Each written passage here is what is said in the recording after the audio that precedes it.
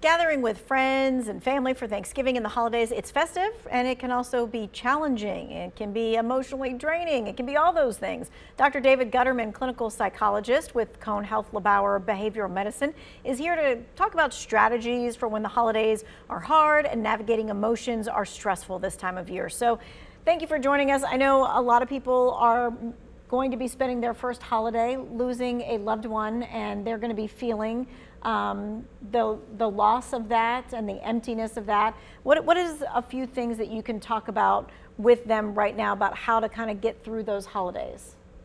That's a great question, because there are, in fact, as you suggest, a number of people who enter the holidays with some trepidation because it might be the first holiday without a loved one or someone who's really sick that's close to them. So it's important to recognize that some of the feelings that you're having are certainly normal, and it's important to prepare for the holiday. It's a time when people are gathering to be joyous. There's a lot of social pressure to be joyous at a time where you may not be feeling that way. So you need to anticipate where the trigger points might be, some of the difficulties might be, and have a plan on how to manage them. Yeah, because I think some of those, you think you're going to be fine, and then something triggers you that you didn't even know to be worried about. So with that in mind, if you're someone who loves someone who is missing someone, how do we help them get through this time?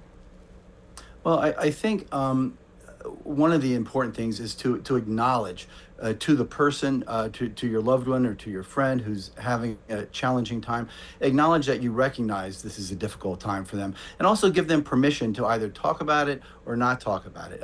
Most people will follow your lead if you share with them, if you're comfortable talking about the loss and talking about what it means to you. And it's important that you give your guests or family members permission to have a plan B, that if they get into a situation where their emotions are triggered and they need to exit, take some time to themselves, that they have permission to do that.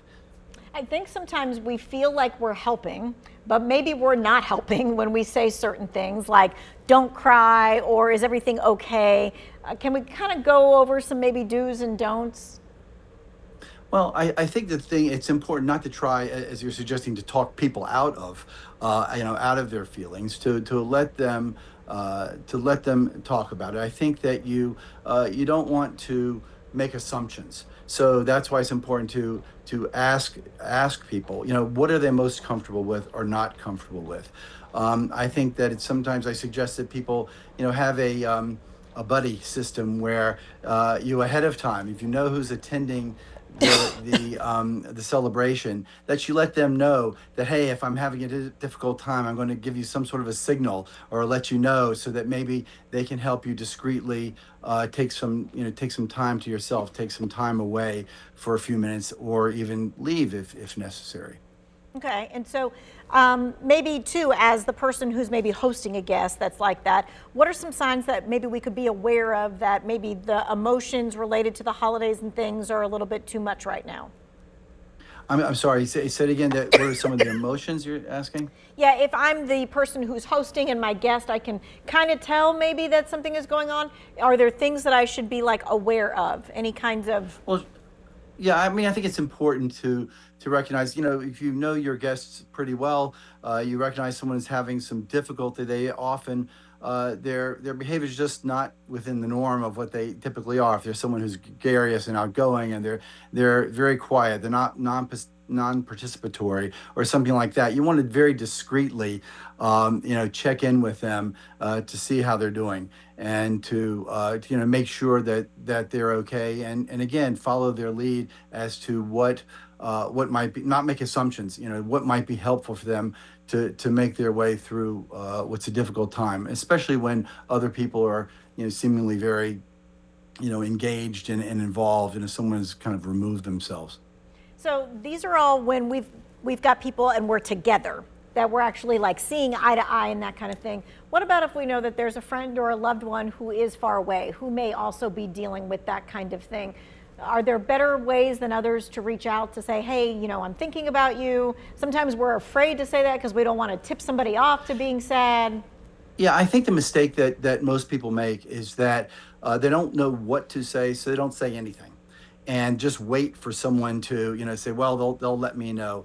And I think that it's more important to really to reach out again, to ask, to literally, ask people, what their thoughts are, their feelings are. We're not going to make people feel worse by talking about what the situation is. It's always better to be upfront, to check in with them, let them know that that you recognize this is a challenging time for them, and if there's anything you can do to help them along, and to ask about it. I think the biggest error again is just not saying anything, and figuring that people will let you know if they need some help. Right. Even before we get to Thanksgiving, we're thinking about, what's going to happen in the next couple of days. What can we do now to mentally prepare ourselves for, possibly stressful situations, that conversation with that one family member that always comes up that we wish that it wouldn't, that kind of thing?